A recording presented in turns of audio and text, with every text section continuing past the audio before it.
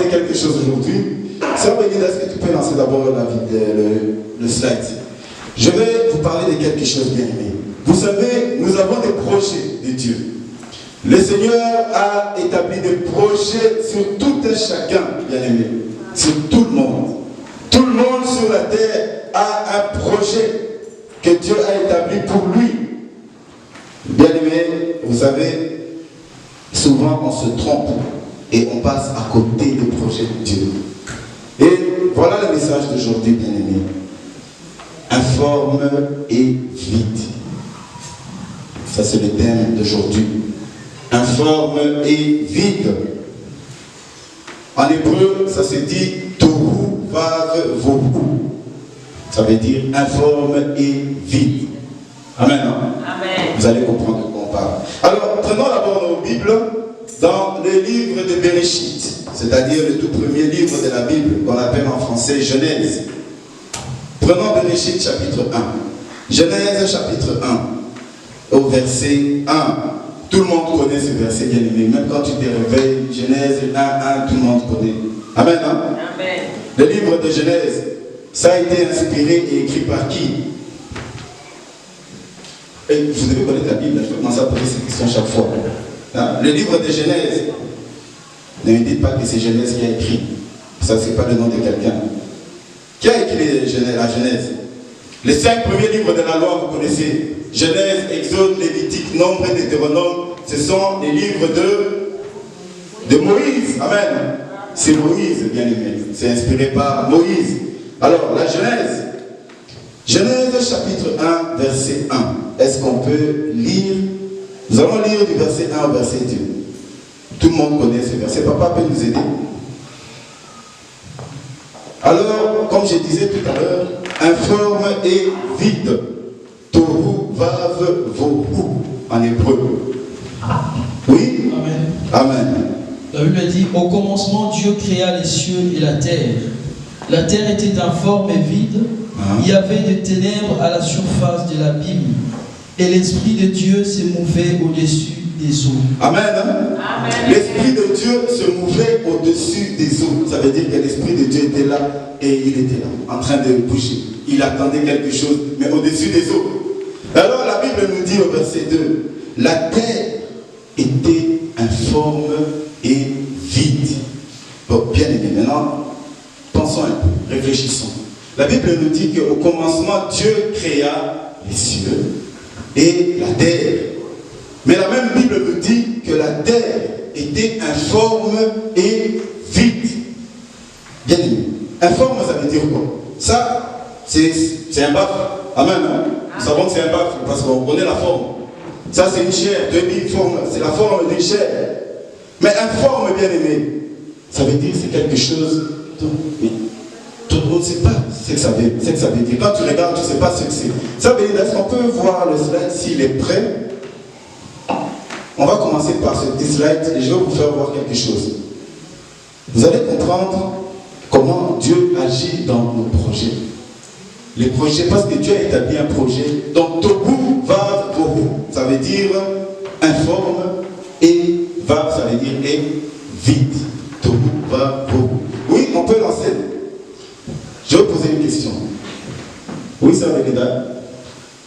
Quelqu'un peut me dire ce qu'il voit à l'écran. C'est quoi? Amen. C'est quoi? Un embryon. C'est pas, je sais pas. C'est un embryon, tout le monde est d'accord. Hein? Amen. Hein? Ça, c'est un homme. Vrai ou faux? Amen. Hein? C'est un homme, vrai ou faux? Mais lorsque tu regardes comme ça, tu dis à quelqu'un, ça c'est un homme. Il va te regarder. Ça c'est l'homme de quelle planète? Amen. Hein? Ça c'est l'homme de quelle planète? Mais c'est un embryon, bien aimé. C'est un embryon. L'embryon c'est quoi? C'est-à-dire lorsque un enfant commence à se développer dans le ventre de sa mère, au début, tout au début, l'enfant ressemble à ça.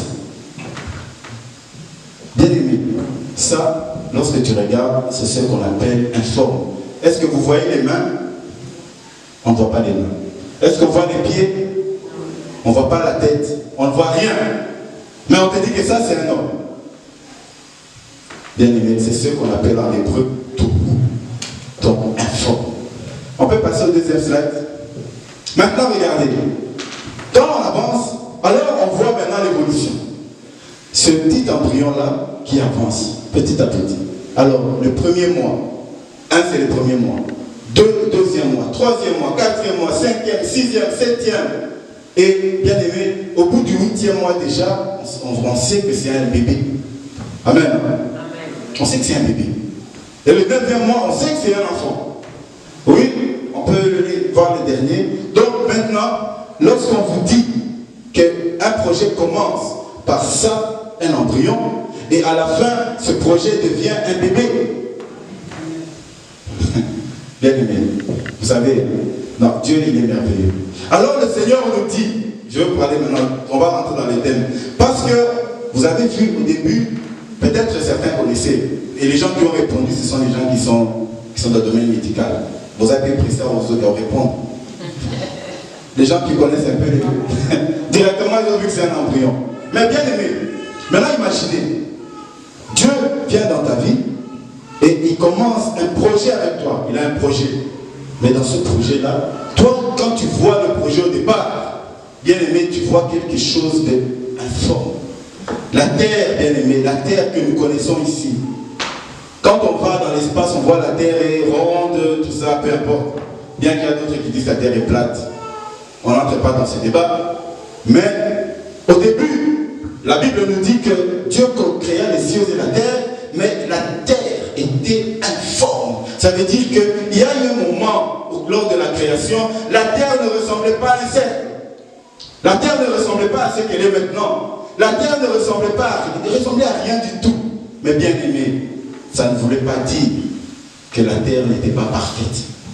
Amen. Amen. Lorsqu'on a vu cet embryon commencer, bien aimé, est-ce que ça veut dire que cet embryon n'était pas parfait? Regardez le bébé. En plus, il est mignon. Vous voyez le bébé? Bien aimé. Le bébé est parfait, oui ou non? Amen. Hein? Bien aimé, c'est là le projet de Dieu. On commence par ce qui est comment on dit, informe. Au début, tu ne vois rien. Au début, tu ne sens rien. C'est pourquoi le Seigneur dit, lorsque Dieu a créé le monde, au début, bien aimé, personne ne voyait à quoi ressemblait la terre. Bon, personne, d'ailleurs, il n'y avait personne, à part les anges qui étaient là. Vous savez, souvent, j'ai déjà entendu des enseignements qui nous disent que la terre était informe parce que Dieu avait précipité le diable sur la terre et le diable a abîmé la terre. Bien aimé, le diable n'a pas abîmé la terre, il n'a pas le pouvoir d'abîmer la terre. Vous allez comprendre, on va rentrer, voir un peu comment dans nos vies, le Seigneur commence toujours, bien aimé, le Seigneur commence le projet à nous par le tohu, l'informe. Et des fois, on ne voit rien. Lisons, prenons les textes, vous connaissez. On va parler de l'histoire de Joseph. Prenons Genèse 37. Genèse chapitre 37. Nous allons commencer par là. Et nous n'allons pas tout lire. Nous allons lire quelques éléments. Comment la vie de cet enfant, Joseph, a commencé. Parce que nous savons ce que Joseph était devenu. Il était devenu comment je peux appeler, le premier ministre, si on peut dire, de l'Égypte, qui était une grande puissance à l'époque. Mais comment, bien aimé, le projet de Dieu s'est réalisé dans la vie de Joseph? Alors, lisons, Genèse 37, on peut commencer à partir du verset 2, et nous allons descendre jusqu'au verset, jusqu'au verset 11, pour commencer. La Bible dit, voici la postérité de Jacob. Oui. Joseph, âgé de 17 ans, oui, faisait paître le troupeau avec ses frères. Oui. Cet enfant était auprès des fils de Bila et des fils de Zilpa, femme de son père. Et Joseph rapportait à leur père leurs mauvais propos. Israël aimait Joseph plus que tous ses autres fils, parce qu'il avait eu dans sa vieillesse. Et il lui fit une tunique de plusieurs couleurs. Ses frères virent que leur père l'aimait plus que eux, et ils le prirent en haine. Il ne pouvait lui parler avec amitié. Joseph eut un songe et il le raconta à ses frères, qui le haïrent encore davantage.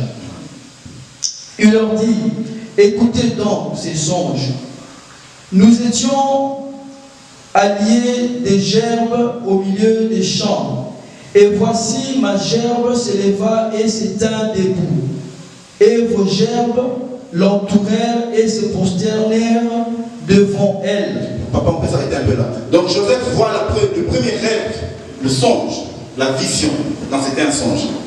Le songe de Joseph, le premier, il voit c'est-à-dire une plante qui se lève, et autour, il y a d'autres plantes qui se prosternent devant la plante qui est au milieu. Amen. Amen. Ça, c'est le premier songe de Joseph. Quand Joseph a rêvé, ses frères l'ont haï. Bien aimé, vous voyez le projet de Dieu, c'est là où ça commence, le projet de Dieu. Donc, on commence par faire un songe. Oui, papa, on lit encore le deuxième songe. Il eut encore un deuxième songe, Oui. Et il le raconta à ses frères. Il dit, j'ai eu encore un songe, Oui. Et voici le soleil, la lune et 11 étoiles se prosternaient devant moi. Il le raconta à son père et à ses frères. Son père le réprimanda et lui dit, que signifient ces songes que tu as eus? Faut-il que nous venions, moi, ta mère et tes frères, nous prosterner en terre devant toi? Merci papa. Merci papa. On peut s'arrêter là. Bien aimé, écoutez ce que le père dit. Joseph a eu le songe. Il a vu la lune, il a vu le soleil, la lune et les étoiles qui se prosternaient devant lui.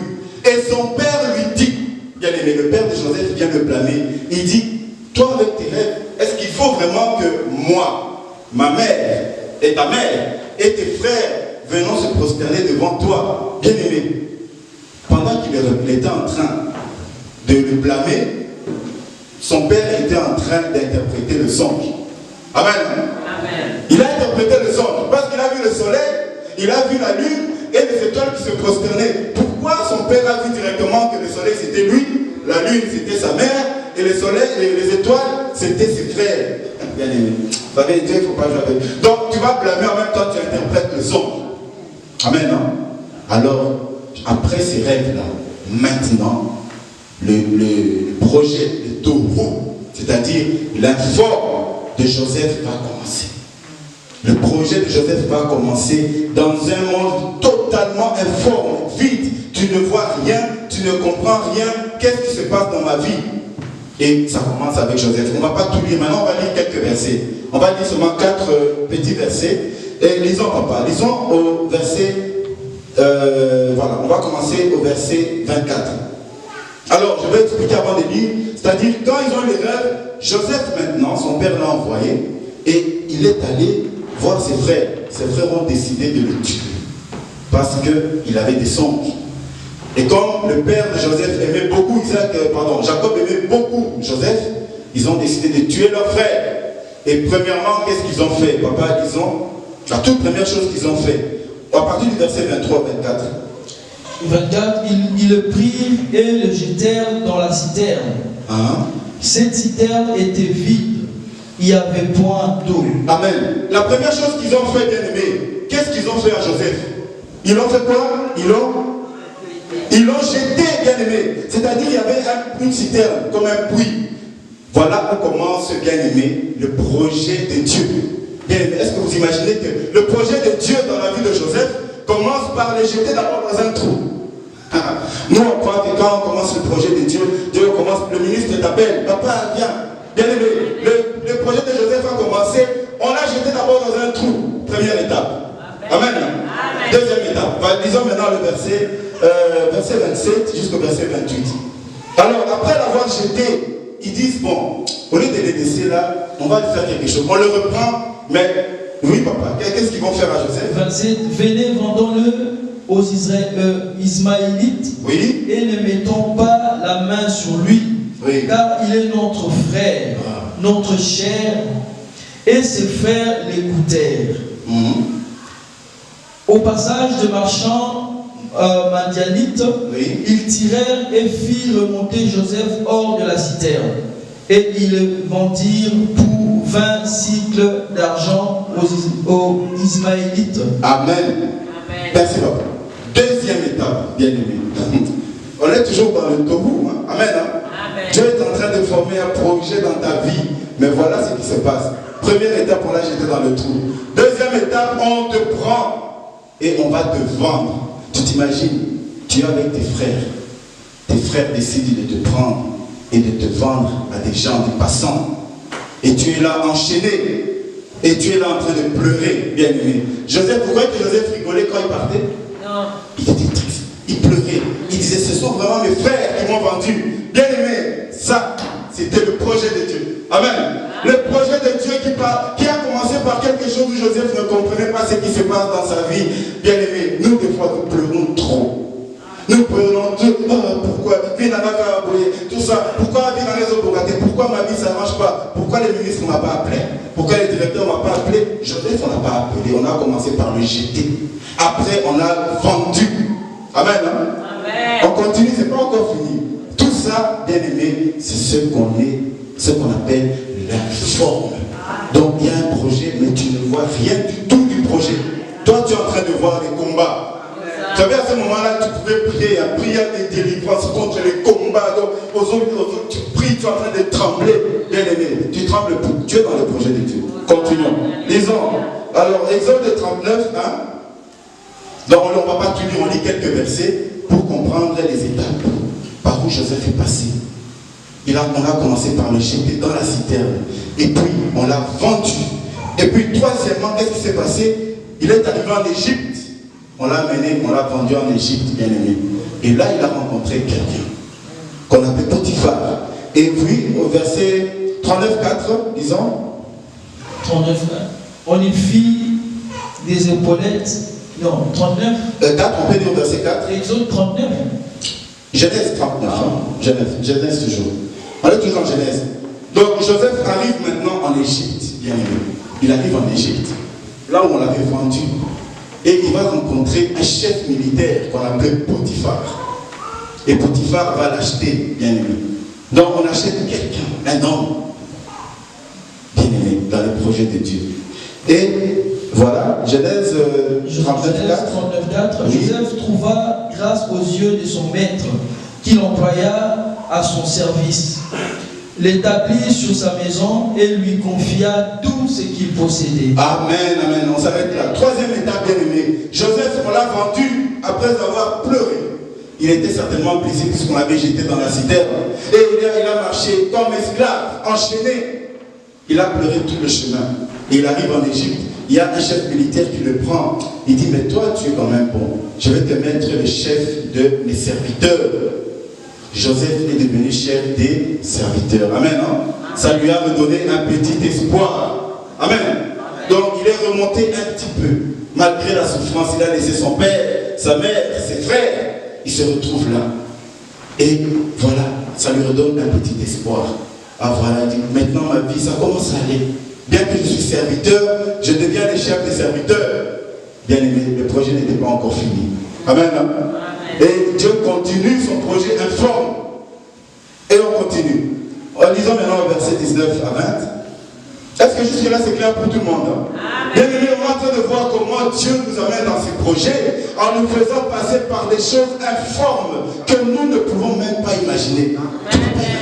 Tu ne peux même pas penser que Dieu est derrière tout ça. Oui? Verset 19 à 20. Genèse 39, à partir du verset 19. Oui. Après avoir entendu les paroles de sa femme. Voilà, là je parle, pardon papa, là je parle de la femme de Potiphar qui avait créé des problèmes à Joseph parce qu'elle voulait de Joseph. Joseph avait refusé. La femme est allée l'accuser chez Potiphar, son patron. Alors, oui.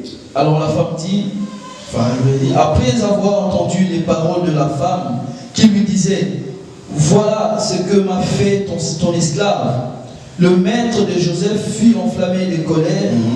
Il prit Joseph et le mit dans la prison, dans le lieu où les prisonniers du roi étaient enfermés. Amen, amen, amen, amen. Hein? Bien aimé, quatrième étape de Joseph. Bien aimé, on est toujours dans les projets de Dieu. Tohu Vavohu, informe et vide. Joseph se retrouve dans un endroit, bien aimé. Il était devenu chef des serviteurs. Il y avait déjà un espoir. Et du jour au lendemain, bien aimé, on reprend le même Joseph, on va le jeter où? En prison. Amen. Bien aimé. Quel parcours! Quel parcours! Il se retrouve en prison.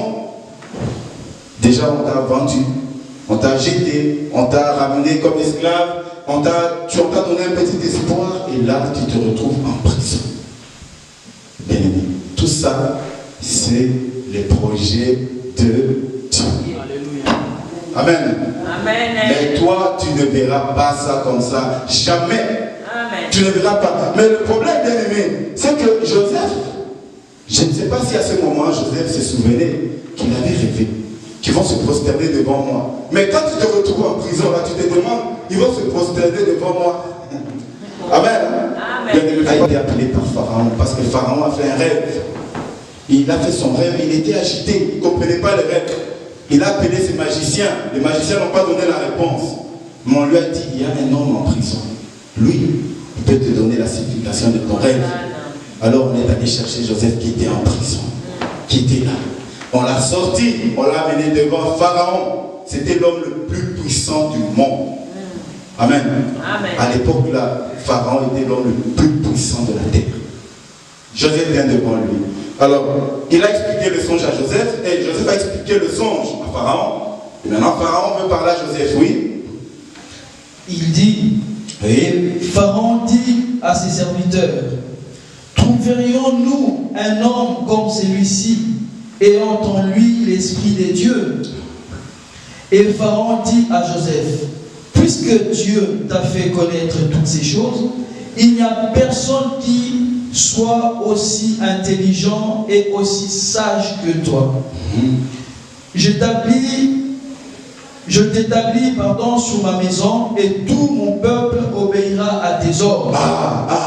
Oui, continue. Le trône seul m'élèvera au-dessus de toi. Pharaon dit à Joseph, vois, je te donne le commandement de tout le pays d'Égypte. Je te donne le commandement de tout le pays d'Égypte et de la plus grande puissance mondiale. Amen. Bien aimé. Je ne sais pas, la plus grande puissance maintenant c'est quoi? Les États-Unis? La Chine. Tu as la Chine ou pas? Bon, bref. Dieu te donne, bien aimé. Bien aimé, tu es passé par la prison. Tu es passé par la fosse. Tu es passé par l'échec. Et maintenant, Dieu t'amène au sommet. Au sommet de... Bien aimé. Alors, papa, c'est pas fini. Continue encore. Oui. Voilà, oui. Oui. Pharaon ôta son anneau de la main et le mit à la main de Joseph. À l'époque, bien aimé, vous devez savoir, à l'époque, lorsqu'on te donnait l'autorité, le roi, qu'est-ce qu'il faisait? Il enlevait sa bague. Il te fait porter. Ça veut dire qu'il te donne l'autorité. Amen. Amen. Continue, papa. Il le revêtit d'un habit de fin lin et lui mit un collier d'or au cou. Il le fit monter sur les chars qui le suivaient, le sien. Et l'on criait devant lui, à genoux. C'est ainsi que Pharaon lui donna le commandement de tout le pays d'Égypte. Il dit encore à Joseph, je suis Pharaon, et sans toi, personne n'élèvera la main ni le pied dans tout le pays d'Égypte. Pharaon appela Joseph du nom de Tafnat. C'est ça ou... Oui. Tafnat. Mais ça c'est plutôt compliqué. Peynash. Et il lui donna pour femme Asnat, fille de Potiphera, prêtre d'On. Et Joseph partit pour visiter le pays d'Égypte. Joseph était âgé de 30 ans lorsqu'il se présenta devant Pharaon, le roi d'Égypte. Amen. Merci, papa. Merci. Bien aimé, Joseph était âgé de combien lorsqu'il a vu Pharaon? Lorsqu'il était arrêté, lorsqu'on l'avait jeté, on l'avait vendu, il avait quel âge? 17 ans. Calculez. Combien d'années? 13 ans. 13 ans de galère. 13 ans où il ne comprenait plus rien. Qu'est-ce qui est devenu ma vie? Pourquoi ma vie est comme ça? Aujourd'hui, nous, on se plaint. À peine 2 ans, bien aimé. À peine 2 ans. Ces pères, ces hommes, la tête commence à pleurer. Pourquoi ma vie ma vie est bien aimé. 13 ans. Joseph avait 13 ans. 13 ans. Où il pleurait. Il pleurait. Il pleurait. Il pleurait. Bien aimé, il est passé dans un moment où il ne savait plus qu'est-ce qu'était sa vie. Mais bien aimé, sa vie là, c'était l'embryon. Amen, hein? Sa vie, c'était le taureau. Bien aimé, il ne voyait pas le projet, mais le projet était parfait. Le projet de Dieu était parfait. Bien aimé, lorsque Dieu fait des projets dans nos vies, le projet de Dieu est parfait. Amen, hein? Il est parfait. Quand tu es en train de regarder, toi, nous nous limitons au présent. Ça ne va pas. Ma vie, ça ne va pas. Et quand on te demande, mon frère, ça va? Ma vie, ça ne va pas. Ma vie, ça ne va pas. Mais ma soeur, ça va? Non, ma vie, ça ne va pas. Bien aimé, ta vie, ça va. Amen. Ta vie est seulement au stade de l'embryon. Bien aimé, c'est le taureau, c'est la forme. Bien aimé, ça va prendre forme. Ce n'est pas l'embryon qu'on a vu là. Ce n'est pas parce qu'on le voit bizarre qu'il n'est pas parfait. Il est parfait. Amen. C'est pourquoi quand Dieu a créé la terre, là au commencement, la terre, on ne savait pas ce que c'était. Et vous savez, les scientifiques nous disent que oui, au commencement, la terre, c'était quelque chose dont ce n'est pas Dieu. Si, c'est Dieu. La Bible nous dit ça aujourd'hui. Amen. Amen. La Bible nous dit ça aujourd'hui. Que la terre avait commencé, on ne connaît pas la forme. Peut-être c'était la forme d'un caillou. Petit à petit, ça tourne. Petit à petit, ça devient grand. Ça devient grand et ça prend la forme parfaite. Amen. Alors, ce n'est pas parce que dans ton projet il y a des difficultés que ce n'est pas parfait. C'est parfait. Amen. Hein? Ton projet est parfait, bien aimé. Ce que Dieu a fait pour toi est parfait. C'est pourquoi Dieu n'a jamais fait de projet de malheur dans la vie. Jamais. C'est pourquoi, bien aimé, la Bible le dit, hein, toutes choses concourent au bien de ceux qui aiment Dieu. Dis donc dans le malheur, dis gloire à Dieu. Et il y a des problèmes, dis gloire à Dieu. Maintenant, imaginons, bien aimé, si Joseph connaissait le projet, quand il était dans la fosse, qu'est-ce qu'il allait dire? Gloire à Dieu parce que mon projet arrive. Amen, hein? Quand il était dans les chaînes, oh Seigneur, gloire à Dieu parce que mon projet arrive. Quand là j'étais en prison, il dit Seigneur, merci d'être en prison parce que bientôt je serai devant Pharaon. Mais Joseph ne savait pas. C'est comme ça dans nos vies, bien aimés. Il y a des choses qui arrivent, on ne sait rien. On ne voit rien. Nous voyons le malheur. Tu vois que ta vie est finie. Ta vie s'arrête. Mais regarde, bien aimé, les choses à venir. Il y a quelque chose. Parmi les étapes qu'on a vues, hein, on a vu 4 ans. La fosse, les chaînes, les serviteurs et puis la prison. Mais parmi ces 4 étapes, il y a l'étape d'espoir. C'était quoi? C'était l'étape, quelle étape? La 3e. Joseph était par terre, dans la fosse. Et puis on l'a enchaîné pour le vendre. Et puis il s'est retrouvé à un moment de sa vie où il avait un petit espoir. Ça veut dire qu'il est devenu chef des serviteurs, bien-aimés. Des fois dans notre vie, c'est ça. Quand Dieu est avec toi, bien-aimé, même quand il y a des difficultés, regarde bien. Pendant les difficultés, il y aura toujours un petit moment d'espoir. Amen. Quand tu vois ce moment-là, ça veut dire que tu... Amen. Dites un peu Amen. On dirait poser franchement, dites un peu Amen. Non, bien-aimé. Il y a toujours un petit moment d'espoir.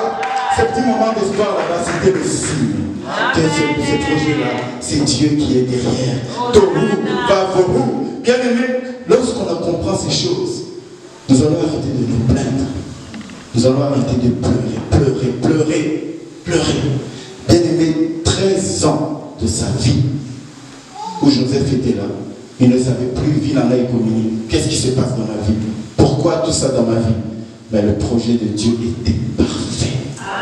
Alors maintenant, Joseph est devenu premier ministre. Il est devenu chef de l'Égypte. Pendant combien d'années? On va découvrir. Lisons chapitre 50. À la fin, Exode, le dernier chapitre, au verset 22. Nous allons juste voir combien d'années il a fait comme étant Genèse, dernier chapitre. Lisons combien d'années il a fait, verset 21. Genèse 50, 22. Combien d'années Joseph a fait? Lisons. 110 ans. Il est mort à quel âge? 110. Oui. Papa, tu peux donner ce verset? Oui. Joseph, c'est Genèse chapitre 50, verset 22. Joseph demeura en Égypte, lui et la maison de son père. Il vécut 110 ans. Il vécut 100 combien? Bien aimé. 110 ans. Amen. 110 ans où? en Égypte comme qui? Comme le chef de l'Égypte. Bien aimé, ça veut dire, quand il est arrivé à 30 ans, il est devenu chef de l'Égypte. Jusqu'à 110 ans. 110 moins 30, ça fait combien? Ça fait combien? 80, bien aimé. Non. Vous imaginez, ce n'est pas 10 ans, ce n'est pas 15 ans. Ça veut dire les 13 ans de souffrance. Par rapport aux 80, ça signifie rien du tout. Amen. Hein? Ah, bien aimé. Alors, on est toujours là, bien aimé. Moi, souffrance, c'est bien aimé. Mais quand Dieu accomplit ton projet, la souffrance, là, tu vas l'oublier. Parce que les 13 ans par rapport aux 80, c'est rien du tout. Amen. Ce n'est rien du tout. C'est rien du tout. C'est ce qui se passe dans nos vies. Notre vie, c'est comme ça, tous les jours. Le Seigneur, bien aimé, quand tu as choisi de marcher avec Dieu, jamais le Seigneur va mettre un projet de malheur dans ta vie. Jamais. Tu vas traverser par des étapes. Mais ces étapes-là, sache-le, c'est le moment d'informe. Le temps informe parce que le projet se reconstruit. Maintenant, si tu es conscient, c'est pourquoi la Bible nous dit, dans chaque circonstance, glorifions le nom de l'Éternel. Parce que tu ne sais pas ce que Dieu a prévu. Au lieu de pleurer, au lieu de crier, bien aimé, lisons un passage avant de clôturer, c'est vrai qu'on a débordé. Ecclésiaste chapitre 3 au verset 11. Ecclésiaste, que nous dit Ecclésiaste? Vous connaissez déjà la question que je veux poser. Qui a écrit Ecclésiaste? Ecclésiaste. C'est le livre de qui? C'est le même qui a écrit le livre de Proverbes. Salomon, amen. Hein? Amen. Ecclésiaste de Salomon. C'est Salomon. C'est comme ça qu'on va apprendre un peu la Bible. Hein? Amen. Hein? Amen. Ecclésiaste. Je vais demander qui a écrit Ecclésiaste. Oh, il s'appelait Ecclésiaste. Bon, Ecclésiaste chapitre 3, verset 11. Oui, écoutez ce que Salomon nous dit. 3.11. 3.11, oui. Il fait toutes choses bonnes en son temps. Même il a mis dans leur cœur la pensée de l'éternité. Oui. Bien que l'homme ne puisse pas saisir l'œuvre que Dieu fait du commencement jusqu'à la fin. Ah, bien aimé. Bien que l'homme ne peut pas saisir le projet du commencement jusqu'à la fin. C'est le problème de l'homme. C'est que nous, on saisit le projet de Dieu seulement à la fin. Amen, hein? Amen. Quand le projet est arrivé, tu te trouves là, alors tu commences à regarder. Ah, vraiment, quand j'étais au Congo, vraiment, j'ai croisé cette personne qui m'a amené là. Et de cette personne, j'ai croisé telle. Ah, c'était le projet de Dieu, bien aimé. Nous, on se rend compte à la fin. C'est pourquoi Salomon dit, tout ce qu'il a fait est beau en son temps. Bien aimé. C'est pourquoi nous devons avoir cette conscience-là de savoir si nous sommes là. Ce n'est pas les difficultés qui signifient l'absence de Dieu. Les difficultés ne signifient pas l'absence de Dieu. Dieu est là, il regarde ces difficultés parce qu'il a permis. Des fois dans nos vies, acceptons qu'on nous rejette. Au lieu de se fâcher, c'est pourquoi la haine ne sert à rien. Oh, je le hais parce qu'il m'a fait mal parler, parce qu'il ne peut plus être mon ami. Bien aimé, ne cherche pas à le détester. Dis gloire à Dieu parce qu'il m'a permis de continuer dans le projet de Dieu. Lorsqu'on t'a rejeté là-bas à gauche, Dieu allait à droite, c'était là le projet de Dieu. Il fallait qu'on te rejette. Toi, tu vas t'accrocher à un endroit qui n'est pas ton projet. Tu vas rater ton projet. Il y a des gens qui ont raté leur destinée à cause de ça. Tu veux t'accrocher à quelque chose qui n'est pas à toi. Tu vas rater ton projet. Laisse-le partir. Rien. Ça nous sert à nous dérouter du projet de Dieu. Bien aimé, quand le projet est informe, c'est qu'on a dit aujourd'hui, informe, vite, tu ne comprends rien, tu ne vois rien. Mais le Seigneur va toujours te donner de l'espoir. Si tu as le discernement, tu vas comprendre que là est le projet de Dieu. Amen. Hein? Amen. Que Dieu vous bénisse.